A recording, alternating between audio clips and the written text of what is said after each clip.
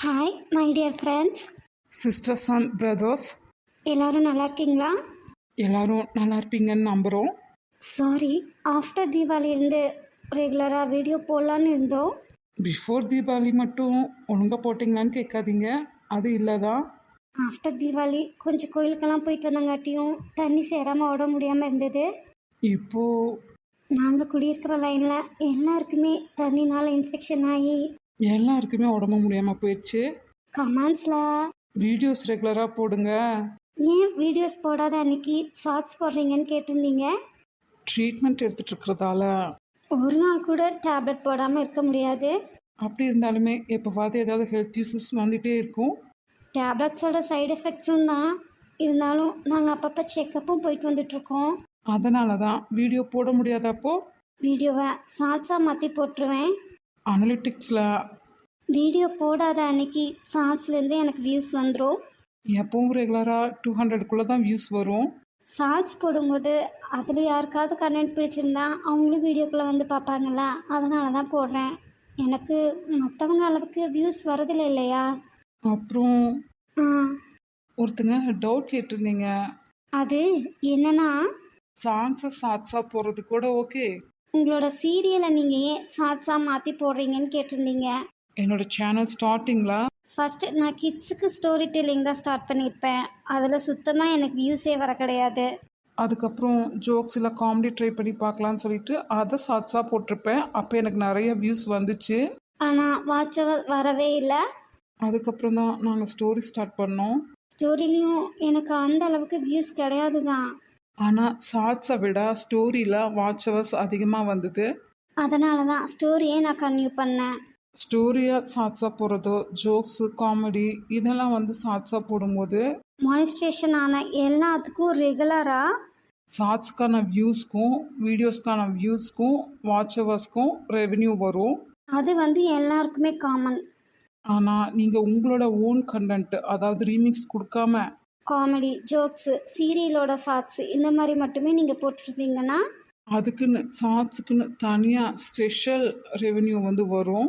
இந்த இன்ஃபர்மேஷன் வந்து எனக்கு சுஜி டெக் சேனல் இருக்கு இல்லையா, அவங்களோட வீடியோ பார்த்து தான் தெரிஞ்சுது. நான் அவங்களோட வீடியோ பார்க்குறதுக்கு முன்னாடியே ரீமிக்ஸ் கொடுத்து சாங்ஸை ஷார்ட்ஸாக போட்டிருந்தேன். அதனால் எனக்கு அந்த ஸ்பெஷல் ரெவென்யூ வராது. இந்த மாதிரி சாங்ஸை போடுற எல்லாருக்குமே அந்த ரெவென்யூ வராது.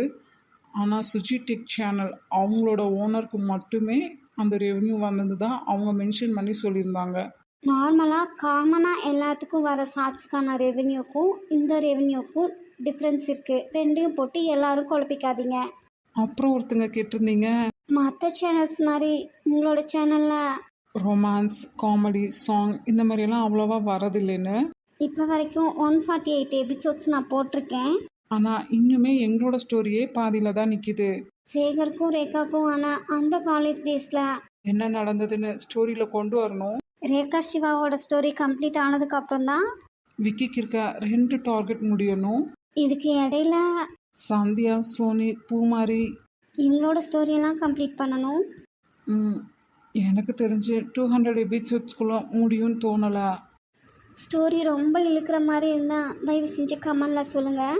இந்த 2-3 எபிசோட் ஹாஸ்பிட்டலில் இருக்கவே பரமு மீனலட்சுமி இவங்களுக்கான கண்டென்ட் வரணும் அப்படிங்கிறக்காக தான். ஹெல்த் இஷ்யூஸ் வராமல் இருந்தால் இதெல்லாம் நான் தீபாவளிக்கு முன்னாடியே முடிச்சுட்டேன். இந்த ஹாஸ்பிட்டல் சீன் கொண்டு வராமல் 6 months லேட்டர்னு போட்டு சிவரேகா மேரேஜோட ஸ்டோரியை முடிச்சிடலான்னு பார்த்தேன். ஆனால் நீலகண்டனுக்கும் பரமுக்கும் சசியே ரேகாவை கொல்லணும்னு நினைக்கிறா. ரேகாவுக்கும் சேகருக்கும் நடுவில் அப்படி என்னதான் நடந்தது? இதெல்லாம் வராமல் போயிடும். அப்போ ஸ்டோரி அவசர அவசரமாக இன்கம்ப்ளீட்டாக முடித்த மாதிரி ஆயிரும். அதனால தான் ரொம்ப ரொம்ப சாரி. ரொம்ப இழுக்கிற மாதிரி இருந்தால் தயவு செஞ்சு மன்னிச்சுக்கோங்க. அப்புறம் ஒருத்தங்க கேட்டிருந்தீங்க, சேனல் ஆரம்பித்து எவ்வளோ மந்த்ஸ் ஆச்சு, இவ்வளோ எபிசோட்ஸ் வந்தாச்சு, மற்ற சேனல்ஸ் அளவுக்கு வியூஸோ கமெண்ட்ஸோ லைக்ஸோ அவ்வளோ வரதில்லையேன்னு கேட்டிருந்தீங்க. ஒவ்வொருத்தருக்கும் ஒவ்வொரு ஸ்டைல் இருக்கும், அதை ஃபாலோ பண்ணுவாங்க. நம்மளோட வீடியோஸ்க்கு கொடுக்குற டைட்டில் டேக்ஸ் ஹேஷ்டேக்ஸ் கண்டென்ட் இதெல்லாம் பொறுத்து தான் நம்மளுக்கு வியூஸ் வரும். எல்லாருக்கும் அவங்கவுங்க லைஃப்னு ஒன்று இருக்குது. ஃபேமிலி ஜாப் ஹெல்த் இதெல்லாம் பார்த்துட்டு அது போக டைம் இருந்தால் மட்டுமே என்னோடய வீடியோ பாருங்கள். நான் யாரையும் கட்டாயப்படுத்துறதில்ல. ஏன்னா இது என்டர்டெயின்மெண்ட் தான், இது லைஃப் கிடையாது. என்னோடதை பார்த்துட்டு நீங்கள் அதையெல்லாம் மிஸ் பண்ணிடாதீங்க.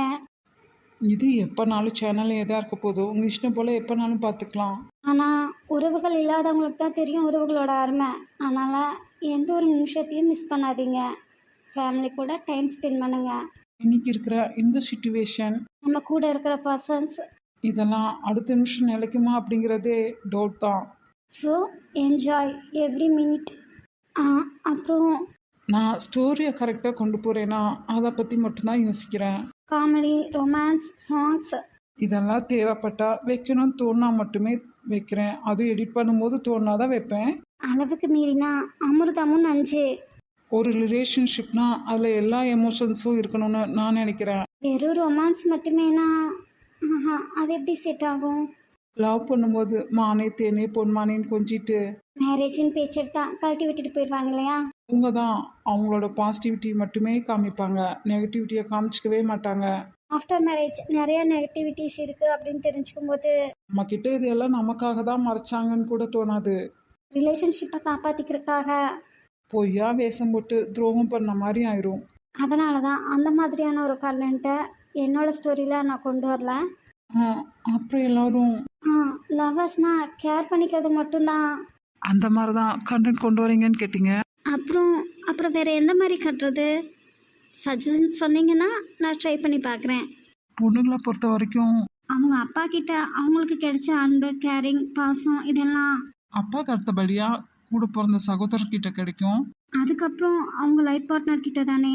அதனால தான் அந்த மாதிரி கண்டென்ட் கொண்டு வந்தேன். அப்புறம் ஒருத்தங்க ஒரு கொஷின் கேட்டிருந்தீங்க. இந்த ஹாஸ்பிட்டல் சீனில் ரஞ்சித் பிரசாந்த் சொல்வார் லைப்ரரிக்கு பக்கத்தில் கிச்சன் இருக்குன்னு. இது சாத்தியமா அப்படின்னு கேட்டிருந்தீங்க. ஹாஸ்பிட்டல்னு இல்லை, எல்லா இடத்துலையுமே லைப்ரரி இருந்தால் நல்லாயிருக்கும் அப்படிங்கிறது என்னுடைய ஆசை. ஏன்னா நான் ஸ்கூல் படிக்கும்போதே எங்கள் அப்பாவுக்கு உடம்பு முடியாமல் படுத்துட்டாரு. அவரை மட்டும் இல்லை, என் அம்மா, என் சிஸ்டர், என் மாமியார் வீட்லேன்னு யாருக்கு உடம்பு முடியலனாலும் நான் தான் கேர் பண்ணிக்கிற மாதிரி இருக்கும். நம்மளை பார்க்கத்தான் யாரும் வரமாட்டாங்க. அது மட்டும் இல்லாமல் இப்போ நானும் ட்ரீட்மெண்ட்க்கு அடிக்கடி ஹாஸ்பிட்டல் போகிறேன்னா 5 o'clock நம்ம போய் டோக்கன் போட்டுட்டாலும் டாக்டர் 7:30, 8:30 அந்த மாதிரி தான் வருவாங்க. ஸ்கேன் எல்லாம் முடிச்சு வீட்டுக்கு வரவும் 10 o'clock பக்கம் ஆயிரும். எங்கள் அம்மா வீட்டில் இப்போ வரைக்கும் டிவி கிடையாது. எங்கள் வீட்லேயும் ஆஃப்டர் மேரேஜ் 3-4 இயர்ஸ்க்கு அப்புறம் தான் டிவி. ஸோ டிவி பார்த்து பழக்கம் இல்லையா, அதனால் மொபைல் பார்க்கவும் பிடிக்காது. சும்மைக்கும் வெயிட்டிங் ஹாலில் எவ்வளோ நேரம் உட்காந்து மூஞ்ச பார்த்துட்டே இருக்க முடியும்? அதனால தான் என்கிட்ட இல்லை வீட்டுக்கு பக்கத்தில் இருக்க லைப்ரரியிலேருந்து புக் எடுத்துகிட்டு போய் அங்கே உட்காந்து படிச்சுட்ருப்பேன். ஸோ அந்த சீன்லாம் அந்த கண்டென்ட்டை கொண்டு வரணும்னு தோணுச்சு, அதனால தான் கொண்டு வந்தேன். தீபாவளிக்கு நாங்கள் ஆந்திரா தான் போயிருந்தோம். எவ்வளோ ஆசைப்பட்டு கோயிலுக்கு வரணும்னு முடிவு பண்ணி வரீங்க, அங்கே சாமி கும்பிட்றத பற்றியா யோசிக்கிறீங்க? அங்கே வந்தோம். இந்த பக்கத்து வீட்டுக்காரி அதை பண்ணா, என் நாத்தனா இதை பண்ணா, என் மாமியார் அதை பண்ணா, இந்த நாயத்தை தான் பேசிகிட்டு இருக்கீங்க. இதை பேசுகிறதுக்கு வீட்லேயே பேசிக்கலாமே, இதுக்கு காசு செலவு பண்ணிவிட்டு அவ்வளோ தூரம் வரணும்? இந்த மாதிரி தான் எங்கே தெரிஞ்ச 2 பேர் இருந்தாலும் உங்கள் மனசில் இருக்க பிரச்சனைகளை பற்றியே யோசிக்கிறீங்க. அதையே திரும்ப திரும்ப யோசிக்க அது சுமையாக தான் இருக்கும் நமக்கு. மைண்ட் ரிலாக்ஸாக அப்போ இருக்கிற சுச்சுவேஷனை ரசிங்க. ஏன்னா நான் எங்கள் அப்பா கூட போனது இப்போ 15-20 இயர்ஸ் ஆயிடுச்சு. நம்மளுடைய ஆந்திரா போக அடிக்கடி போகணுன்னு ஆசையாக இருக்கும். ஆனால் என்னமோ இப்போ தான் போக வாய்ப்பு கிடச்சிருந்துச்சு. கிடைக்காமையே போயிருமோன்னு நினச்சேன். ஆனால் எப்படியோ கிடைச்சதே, அது வரைக்கும் சந்தோஷம். அதனால தான் திரும்பவும் சொல்கிறேன், இப்போ இருக்க எதுவுமே நிரந்தரம் இல்லை. இருக்கும்போது ரசிச்சுட்டு போயிருங்க. என் அப்பா கூட இருந்த நாட்கள் எனக்கு திரும்ப கிடைக்குமா என்ன? கிடைக்காது. அதனால் வாழ்க்கையை வாழும்போதே நின்று ரசிச்சுட்டு போயிடணும். அதை விட்டுட்டு அவன் முன்னாடி வாழ்ந்து காட்டணும், இவன் முன்னாடி வாழ்ந்து காட்டணும், சம்பாதிக்கணும்னு ஓடிட்டே இருந்தோன்னு வச்சுக்கோங்க, கடைசி வரைக்கும் நம்மளோட வாழ்க்கையை நம்மளால் வாழவே முடியாது. எல்லாரும் சுயநலமாக இருக்கும்போது நாம் ஒன்றும் கொஞ்சம் சுயநலமாக இருக்கலாம். அதில் எந்தவித தப்பும் கிடையாது. 99.9% நம்ம அடுத்தவங்களுக்காக தான் வாழ்கிறோம். அதனால் நமக்கு என்ன? தங்கத்தில் சிலையா வச்சு காலங்காலமாக வழிபட போகிறாங்க. அதனால் நம்ம வாழ்க்கையை நம்ம வாழ்ந்துட்டு போகலாம். அப்புறம் ஹாஸ்பிட்டலில் கிச்சன் சாத்தியமா? சாத்தியமே. என் அக்காங்களுக்கு டெலிவரி ஆனப்பெல்லாம் நான் தான் கூட இருந்து பார்த்துக்கிட்டேன். அங்கே கிச்சன் இருந்தது. ஹாட் வாட்டர் காஃபின்னு அங்கே நான் இதெல்லாம் ப்ரிப்பேர் பண்ணினேன். அதை வச்சு தான் ஹாஸ்பிட்டல் சீனில் அந்த கண்டென்ட் கொண்டு வந்தேன். எலக்ட்ரிக் ஸ்டவ் தான். கரண்ட் வந்து சோலார்லேருந்து நமக்கு வரும். மினிமம் சார்ஜ் பே பண்ணால் போதும். வெசல்ஸ் எல்லாம் அங்கேயே க்ளீனாக இருக்கும். இன்க்ரீடியன்ட்ஸ் மட்டும் நமக்கு தேவையானதை நம்ம வாங்கிக்கணும். ம், இதுவும் அவசரத்துக்கு யூஸ் ஆகும்ல.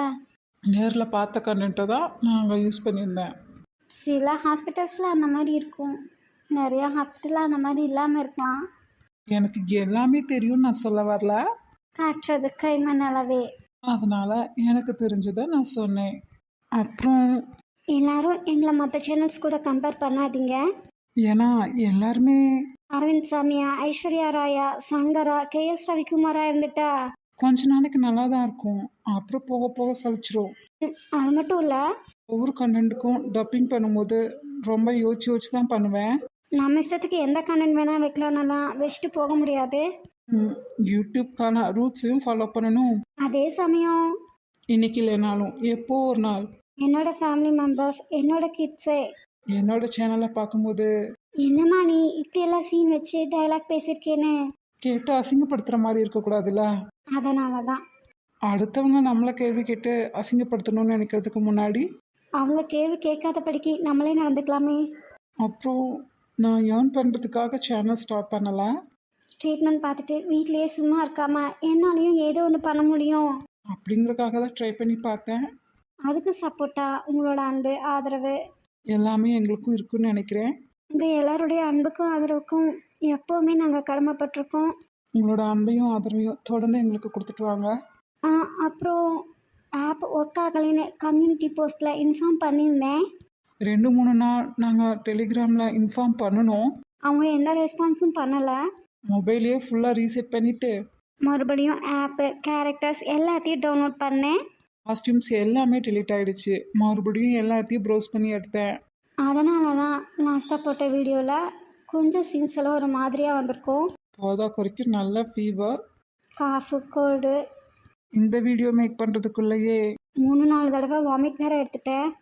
எல்லாம் delete ஆகி மறுபடியும் இன்ஸ்டால் பண்ணி டவுன்லோட் பண்ணதால ஹெல்த் இஷ்யூஸும் வேறையா. அதனால் வாய்ஸ் எல்லாம் ஒரு மாதிரி தான் இருக்கும். எல்லா கேரக்டர்ஸோட வாய்ஸையும் கரெக்டாக செட் பண்ண முடியல. அதனால் அங்கங்கே சேஞ்சஸ் இருந்தால் தயவு செஞ்சு மன்னிச்சிக்கோங்க.